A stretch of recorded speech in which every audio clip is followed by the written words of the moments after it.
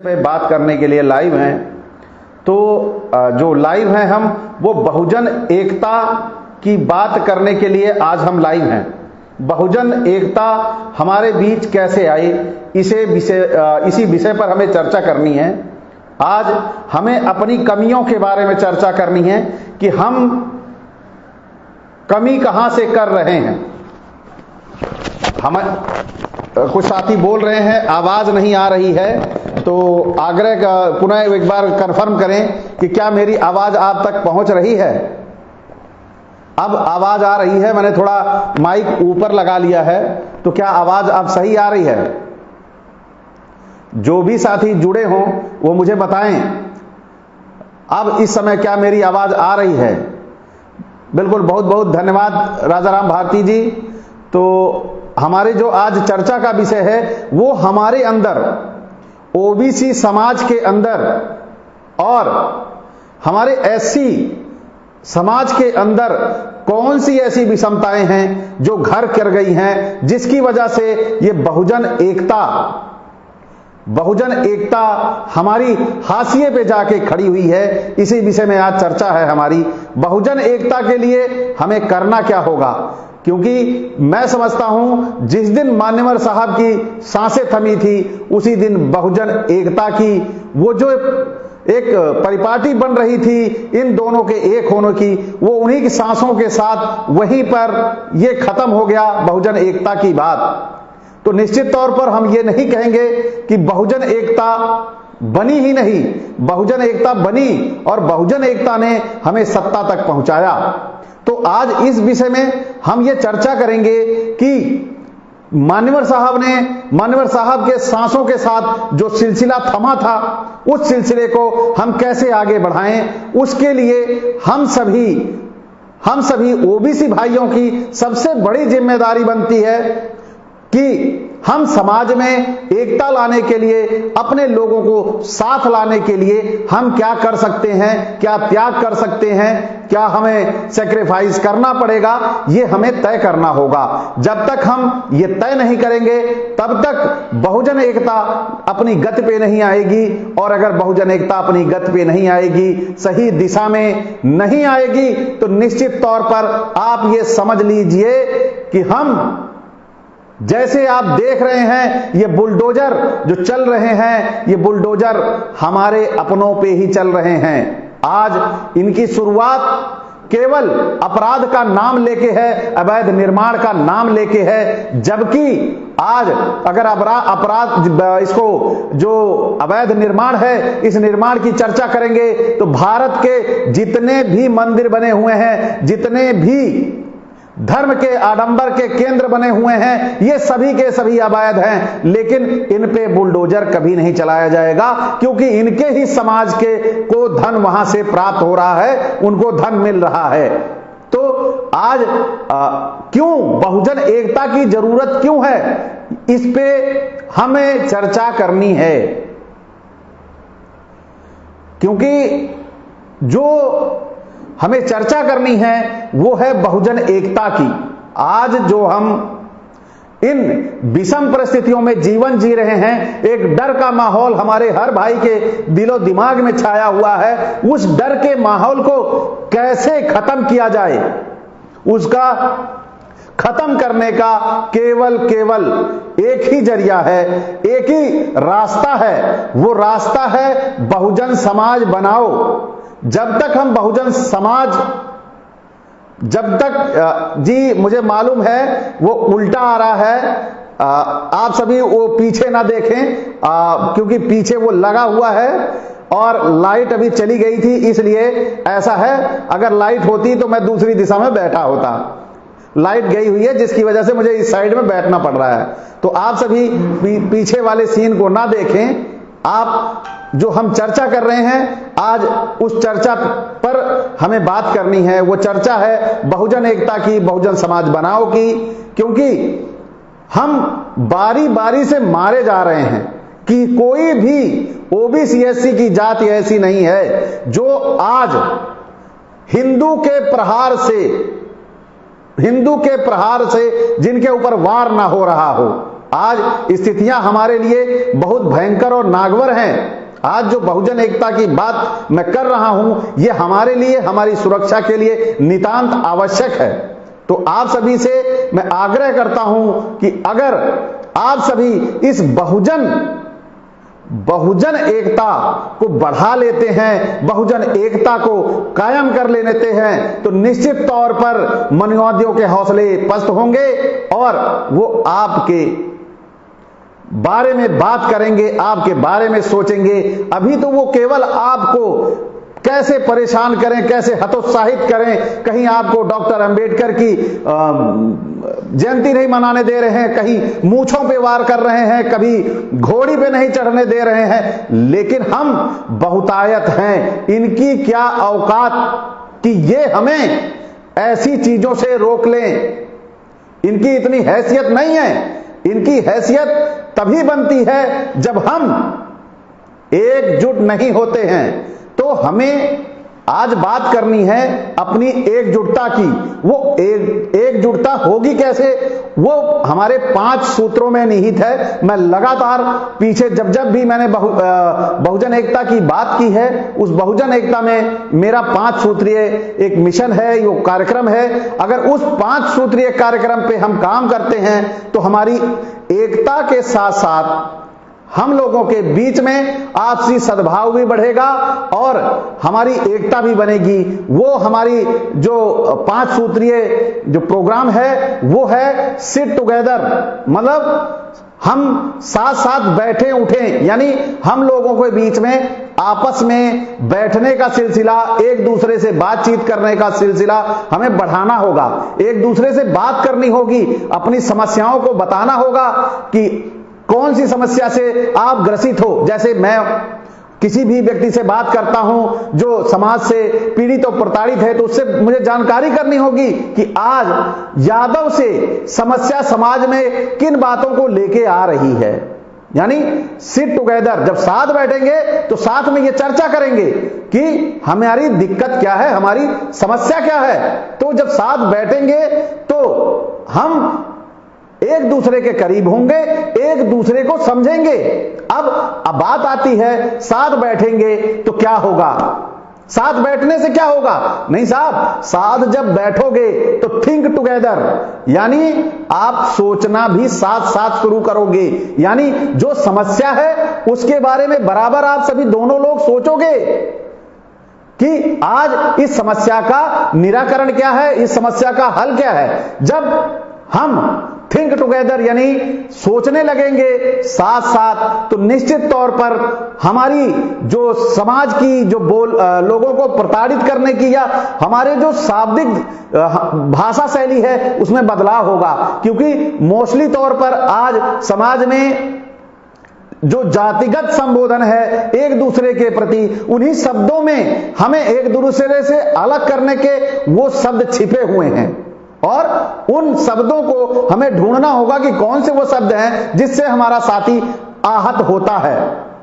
आज जरूरत इसकी है। जब आप थिंक टुगेदर यानी आप साथ सोचने लगोगे तो फिर उसके बाद आता है ईट टुगेदर, यानी आप एक दूसरे के साथ जब बैठने उठने लगोगे तो निश्चित तौर पे साथ खाना भी खाने लगोगे। जब साथ खाना खाने लगोगे तो निश्चित तौर पर बहुत सारा बदलाव होगा, परिवर्तन होगा और आप एकजुट होंगे। तो इसके लिए, एकजुट होने के लिए आपको ये सारे प्रक्रिया से गुजरना पड़ेगा और वो प्रक्रिया जो ईट टुगेदर की है, निश्चित तौर पर इस ईट टुगेदर को बड़े बड़े नेता अपने इस शैली को इस्तेमाल भी करते हैं। जैसे अभी मोदी चुनाव के पहले देखिए आप, कहीं वो हमारे उस सफाई कर्मचारी समाज के साथ बैठ के खाना खाने का काम करता है। उसका मकसद आप समझिए कि आज जो ये हमारा प्रोग्राम है ईट टुगेदर, ये क्यों जरूरी है। जब थिंक टुगेदर होगा तो ईट टुगेदर कितना प्रभाव डालेगा समाज में। एक चुनाव के समय केवल उनके साथ खाना खा लेना, उनके साथ बैठ लेना, कैसे हमारे लोगों को प्रभावित कर जाता है। हम तो साथ यहां बैठेंगे, साथ सोचेंगे, साथ खाना खाएंगे, तो आप निश्चित तौर पर सोचें कि बदलाव कैसे होगा। बड़ा ही क्रांतिकारी बदलाव होगा यदि हम इन प्रक्रियाओं से गुजरने लगेंगे, इन प्रक्रियाओं को हम करने लगेंगे। तो आज ये जो प्रक्रिया है हमारी ईट टुगेदर यानी साथ खाना खाने की, ये आपको और आगे कैसे बढ़ानी है, इसका भी एक नेक्स्ट स्टेप है, अगला स्टेप है, वो है वर्क टुगेदर। यानी जब हम साथ में खाना खाने लगेंगे, साथ में सोचने लगेंगे, साथ में बैठने लगेंगे, तो अगला जो सिलसिला है हमारा वर्क टुगेदर, यानी हम काम भी साथ साथ करने लगेंगे। यानी जैसे मैं कोई काम बैठा घर में कर रहा हूं और आप अचानक पहुंच जाते हैं, तो निश्चित तौर पर आप कहेंगे ला रे भाई साहब लाइए मैं ये काम में थोड़ा हाथ बटाता हूं।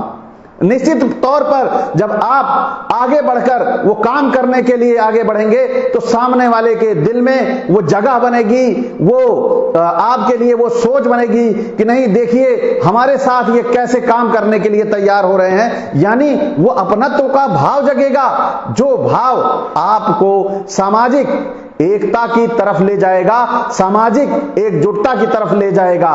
तो इस बहुजन एकता के सूत्र को, इस कड़ी को आगे और बढ़ाने के लिए जब हम इन 4 प्रक्रियाओं से गुजरेंगे, तो अंतिम जो हमारी प्रक्रिया है वो है मैरिज टुगेदर यानी साथ विवाह। हम एक दूसरे के बीच में जब हम ऐसी प्रक्रियाओं से गुजरने लगेंगे, तो निश्चित तौर पर बदलाव का वो सिलसिला और आगे बढ़ेगा। अगर हम ये अचानक नहीं होगा, आप अगर इससे सोच रहे हो कि ये अचानक हो जाएगा, तो ये जो 4 प्रक्रियाएं हैं ऊपर की, sit together, think together, work together और ईट टुगेदर, जिस दिन इन प्रक्रियाओं से आप गुजरने लगे, तो निश्चित तौर पर क्रांति की वो ज्वाला समाज में आएगी कि अपने आप स्वतः ही लोगों के अंदर में वो जज्बात पैदा होंगे कि वो आपसे जुड़ना शुरू कर देंगे। और जब ये जुड़ाव आपके अंदर आ जाएगा, तो आप स्वतः समझ लीजिए कि वो जो भावनाएं लोगों के दिलों में हैं, वो भावनाएं हमारे लोगों के दिलों में अपने आप घर कर जाएंगी। और हम विवाह जैसे संबंधों को जब एक दूसरे से करने लग जाएंगे, तो निश्चित तौर पर बहुत बड़ा क्रांतिकारी बदलाव होगा। तो आप सभी, मैं युवाओं से वो आह्वान करता हूं, उन युवाओं को मैं कहता हूं कि आप सभी अपने साथ, अपने हम उम्र के लोगों के साथ उठिए बैठिए, उनसे मेल जोड़ बढ़ाइए। और हर व्यक्ति, कोई भी ऐसा व्यक्ति नहीं है जो हृदय से बुरा हो, केवल उसके संस्कार हैं जो उसके अंदर इंजेक्ट कर दिए जाते हैं, डाल दिए जाते हैं। तो हमें जब एक दूसरे के साथ उठेंगे बैठेंगे, तो निश्चित तौर पर वो क्रांतिकारी बदलाव होंगे। आप सभी युवाओं से मेरा आह्वान है कि इस श्रृंखला को, इस सूत्र को आप सभी अपने जीवन में धारण कर वो काम करें और लोगों को बहुजन समाज बनाने के प्रति, बहुजन समाज के प्रति, इस बहुजन समाज बनाने से उनका लाभ क्या होगा, इसके प्रति आप उन्हें जागृत करें और उन्हें प्रेरित करें कि हमारा बहुजन एकता बनाने से क्या बेनिफिट है। और इस बहुजन समाज के जो एकजुटता का जो सिद्धांत है, ये जिस दिन पूरा होगा, आप बहुजन राष्ट्र की तरफ चल रहे होंगे और भारत बहुजन राष्ट्र बनेगा। यदि आपकी आवाज, अगर आपकी आवाज में दम है और आपके अंदर वो जोश है, तो आज के बाद जितने भी साथी इस वीडियो को देखें, इस लाइव सेशन को देखें और इसे ज्यादा शेयर करें, कि जिससे बहुजन एकता को हम उसके मुकाम तक पहुंचाएं और भारत को बहुजन राष्ट्र बनाएं। क्योंकि हम ओबीसी, एससी, माइनॉरिटीज का फायदा केवल बहुजन राष्ट्र में है। हिंदू राष्ट्र में हमारे ऊपर बुलडोजर चलेगा, हमारे ऊपर हमारे बालों के स्टाइल पे हमें मार दिया जाएगा, हमारी मूंछ बढ़ाने से हमें मार दिया जाएगा और हमें मंदिर में घुसने नहीं दिया जाएगा। ये जो सारी प्रक्रियाएं हैं, ये केवल हिंदू हमारे साथ कर रहा है और हमको डराया मुसलमान से जाता है। तो शोषण करने वाला हमारा कौन है? हमारा शोषण करने, हमें पहचानने की जरूरत है। आज सबसे ज्यादा जो जरूरत है हमारे बीच कि आखिर ये हिंदू के नाम पर, हिंदू बोलकर हिंदू ही शोषण कर रहा है, ये कैसे हो रहा है?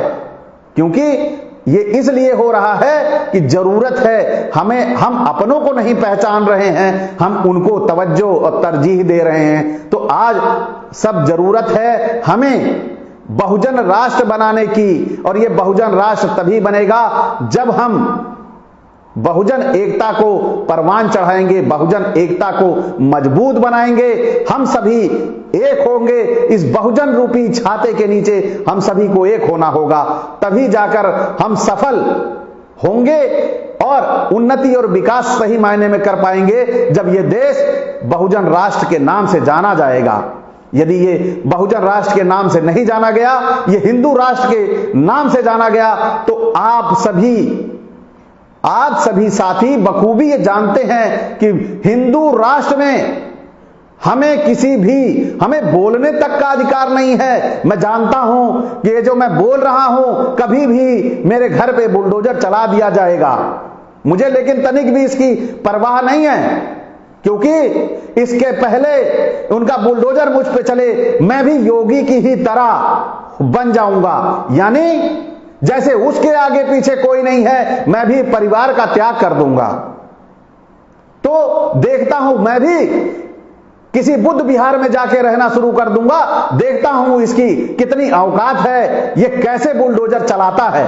लेकिन अपने समाज को एकजुट करके, एक सूत्र में बांध के जब तक बांध नहीं देता हूं, मैं चैन से नहीं बैठूंगा। ये आप सभी साथियों से वादा है मेरा, और आप सभी से भी आग्रह है मेरा कि आप सभी साथ दें, साथ लें, जिससे हम बहुजन समाज बनाकर बहुजन एकता के द्वारा भारत को बहुजन राष्ट्र बना लें।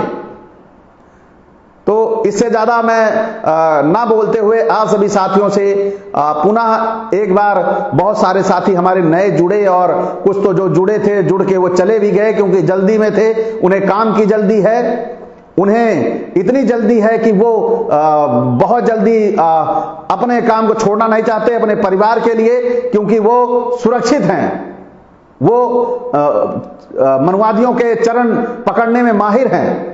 तो और जो हमारे साथी जुड़े हुए हैं, मैं देख रहा हूं लगातार हमारे जो अच्छे बहुजन राष्ट्र के जो चहेते हैं, बहुजन राष्ट्र चाहते हैं, वो साथी हमारे अभी जुड़े हुए हैं लगातार। तो आप सभी को पुनः एक बार अभिवादन के तौर पर जय संत गाडगे महाराज की, और जय बाबू सिंह कुशवाहा, जय भीम जी, जय मंडल जी। तो हमारे बहुत से साथी अभी भी जुड़ते जा रहे हैं और उन्हें अभिवादन के तौर पर बाबा मोहाले जी, जय बहुजन राष्ट्र जी, आपको भी सलाम। अमित कुमार जी, बिल्कुल जी, आपका बहुत बहुत स्वागत, आप साथ हैं, आपका बहुत बहुत धन्यवाद। हमारे साथी जो जुड़ रहे हैं, मैं उनसे अब केवल अभिवादन करूंगा, क्योंकि मुझे जो बोलना था वो मैं बोल चुका हूं, वो कह चुका हूं, केवल उसे अमल में लाना है। तो गौरव गौतम जी, जय भीम। जितेंद्र जीत जी, इंकलाब जिंदाबाद। हमारे सर मंगललाल गौतम जी जुड़ चुके हैं, उन्हें नमो बुद्धाय, जय भीम। जय नारायण, जय जी, जय बहुजन राष्ट्र। बिल्कुल, हमारे अमित कुमार जी सऊदिया अरब में हैं, बहुत बढ़िया जी, बहुत बढ़िया। दशरथ जी, जय भीम जी। उदय शेखर जी, जय भीम। शिवम अम्बेडकराइज जी, जय भीम, जय बहुजन राष्ट्र, जय बहुजन। डॉक्टर विकास यादव जी, जय भीम। अखिलेश आजाद जी, बहुजन राष्ट्र जिंदाबाद। वह कितना क्रांतिकारी शब्द लगता है, कितना क्रांतिकारी शब्द लगता है, जय बहुजन राष्ट्र। यानी फीलिंग आती है कि यहां ये हमारे अपनों का राष्ट्र होगा, जय बहुजन राष्ट्र। और हिंदू राष्ट्र बोलने पे एक बार अंदर से मन कचोटता है कि इस शब्द को बोलें कैसे, इसी में तो हमारे अपने मार दिए जाते हैं। केवल हिंदू बोला जाता है और हिंदू ही हिंदू को मार देता है। अरे ये कैसा हिंदुत्व है कि इस हिंदुत्व में खाली मूंछ रखना, अपने ही समाज के व्यक्ति को मूंछ नहीं पसंद है, अरे भाई, अगर वो कदाचित तुम्हारे देवी देवताओं को ना पूज रहा होता तो और कौन सी दशा करते तुम उसकी। आज मूंछ पे मार दे रहे हो, आज फिरौती लेके मार दे रहे, फिरौती मांग कर मार दे रहे हो। अभी आपने घटना देखी हमारे निषाद भाई के बच्चे को कितनी बेरहमी से इतने टुकड़ों में, केवल 15 लाख के लिए इतने टुकड़ों में उसको फेंक दिया काट के।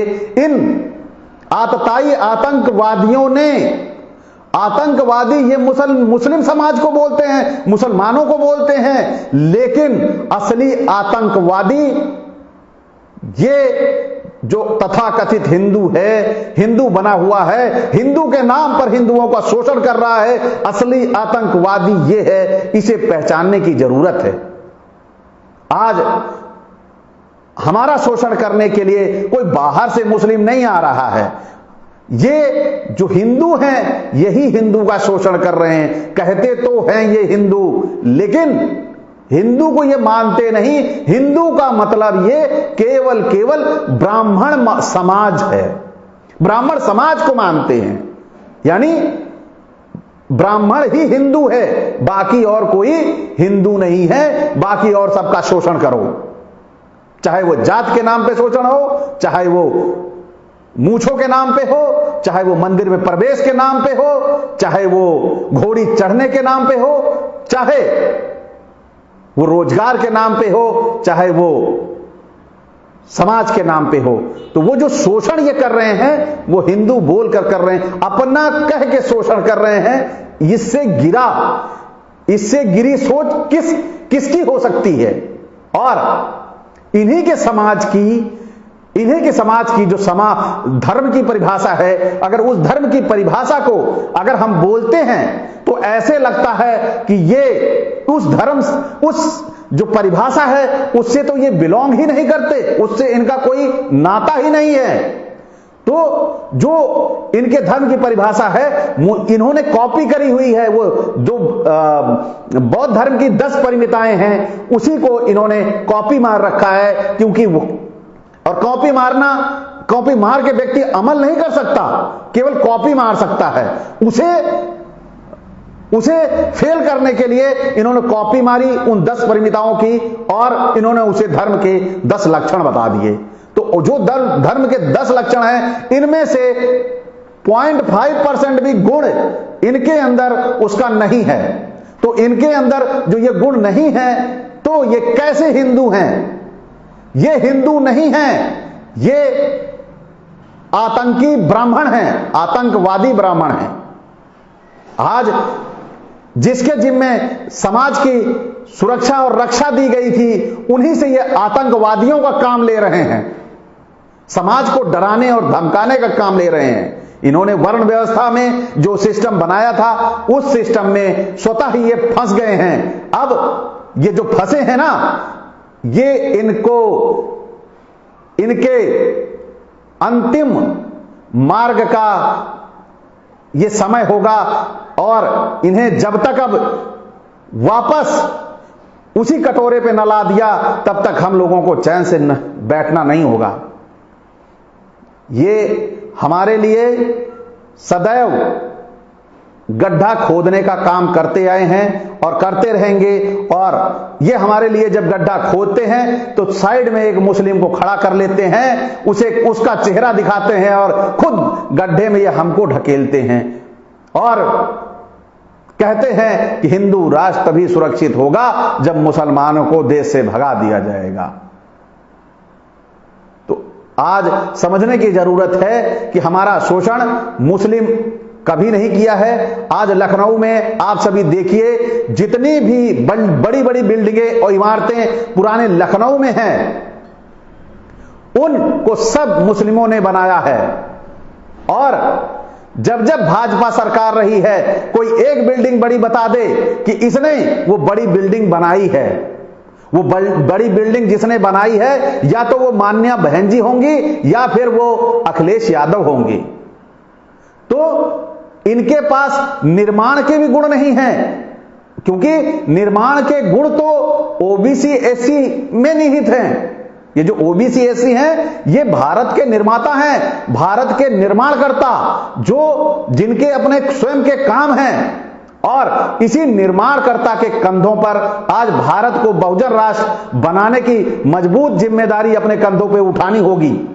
और आप सभी को आज ये प्रण करिए मेरे साथ कि आप इस देश को बहुजन राष्ट्र बनाने के लिए काम करेंगे। और सोशल मीडिया पे चारों तरफ एक ही नारा चलना चाहिए, एक ही स्लोगन चलना चाहिए, जय बहुजन राष्ट्र। और आप सभी को फिर मैं अपना अंतिम में अब ज्यादा देर नहीं बोलूंगा, क्योंकि मकसद एक ही था, बहुजन समाज बनाओ, बहुजन राष्ट्र बनाओ की बात करना, अपने युवाओं को संदेश देना कि हम किस सूत्र के तहत एकजुट होकर काम कर सकते हैं। तो मैं आप सभी से यह आग्रह करूंगा कि आप युवाओं को प्रेरित कर इस तरफ चलने के लिए जागृत करें। हमारी जो युवा टीम है, और बहुत जल्द ही ये युवा टीम आप सभी के सामने एक संगठित रूप में दिखने भी लगेगी और काम भी करने लगेगी। इंतजार करिए केवल 25 अप्रैल का। 25 अप्रैल के बाद लगातार इसी पे ही काम होगा, क्योंकि अब समय नहीं रह गया है कि हम इंतजार करें कि कोई अवतार आएगा हमें जो बचाएगा। हमारे बीच जो अवतार आए थे, उन अवतारों के आने के बाद से दोबारा अवतार होना बंद हो गया। एक डॉक्टर अंबेडकर इस धरती पर आया और उस डॉक्टर अंबेडकर ने ऐसा ऑपरेशन किया कि अवतार होना बंद हो गए। तो अब इस भरोसे ना रहिए कि कोई अवतार आएगा। अब हमें मान्यवर कांशीराम की तरह मिलकर डॉक्टर अंबेडकर के और अपने महापुरुषों के विचारों को अपनाते हुए बहुजन एकता बनाएं और अपने समाज को एकजुट करें। तो मैं लास्ट में अपना नंबर बोल दे रहा हूं, जो साथी लाइव सेशन को देखें उन तक ये मेरा नंबर पहुंच जाए 9005744999। तो आप सभी साथियों को मैं अब अलविदा कहूंगा और नेक्स्ट सेशन में मुलाकात के लिए वादा करूंगा।